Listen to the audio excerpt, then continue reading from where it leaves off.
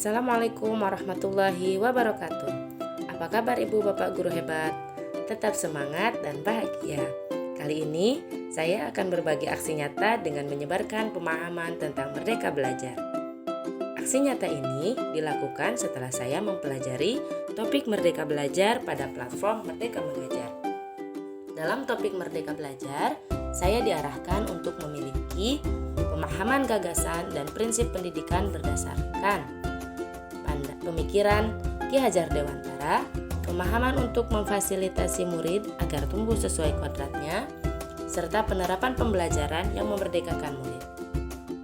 Topik Merdeka Belajar ini terdiri dari 5 modul.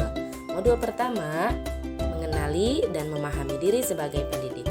Modul kedua, mendidik dan mengajar. Modul ketiga, mendampingi murid dengan utuh dan menyeluruh.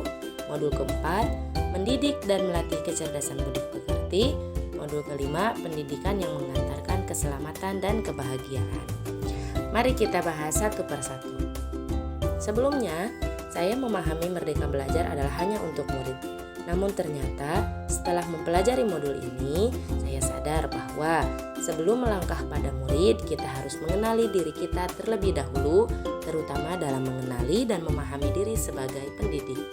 Di antaranya, yang pertama, memahami kekuatan dan kelemahan diri. Yang kedua, memaknai dan menghayati diri sebagai manusia merdeka yang terus belajar. Yang ketiga, menyelaraskan peran guru yang relevan dengan konteks murid. Yang terakhir, peran sebagai inspirator bagi murid. Pada modul kedua tentang mendidik dan mengajar, saya menemukan pandangan Ki Hajar Dewantara tentang pendidikan, di mana menurut Ki Hajar Dewantara, pendidikan itu menuntun segala kekuatan kodrat yang ada pada anak-anak agar mereka dapat mencapai keselamatan yang setinggi-tingginya sebagai manusia maupun masyarakat.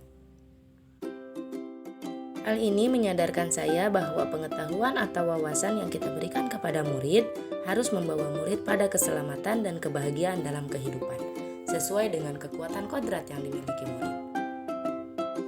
Selanjutnya pada modul 3, yaitu mendampingi murid dengan utuh dan menyeluruh, kita harus menyadari bahwa pendidikan bergerak dinamis sesuai dengan kodrat alam, kodrat keadaan, dan kodrat zaman, sehingga diharapkan guru dapat merancang pembelajaran sesuai dengan asas Trikon. Apa itu asas Trikon? Asas Trikon terdiri dari 3 poin. Yang pertama, kontinu. Asas kontinu ini berarti berkesinambungan terus-menerus dengan perencanaan yang baik. Yang kedua, asas konvergen, yaitu pengembangan dilakukan dari berbagai sumber. Dan terakhir, konsentris. Pengembangan dilakukan berdasarkan kepribadian dan kebudayaan kita sendiri. Modul 4, mendidik dan melatih kecerdasan budi pekerti. Sebagai guru, kita harus paham bahwa budi pekerti adalah hasil karya, cipta, dan rasa yang terbentuk oleh lingkungan. Gambaran diri murid menurut teori. Yang pertama, teori tabula rasa. Teori tabula rasa mengibaratkan anak sebagai kertas kosong yang dapat diisi oleh pendidik dengan wawasan yang diinginkan. Yang kedua, teori negatif. Teori negatif mengibaratkan kodrat anak seperti kertas berisi dengan penuh coretan. Ki Hajar Dewantara memiliki pandangan baru yang menggabungkan dua teori tersebut, yaitu bahwa kodrat manusia sebagai suatu kertas yang terisi dengan tulisan-tulisan samar dan belum jelas arti dan maksudnya, sehingga tugas pendidik untuk menebalkan tulisan tersebut menjadi penuh makna dan kebaikan. Masih ingatkah dengan sistem Among?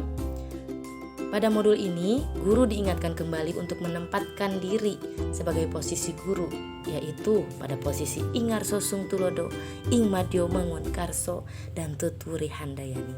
Sehingga dalam pelaksanaannya diharapkan murid dapat menemukan pemahaman bermakna yang relevan dengan kehidupan, sehingga pendidikan dapat mengantarkan murid pada keselamatan dan kebahagiaan. Terima kasih, salam bahagia. Wassalamualaikum warahmatullahi wabarakatuh.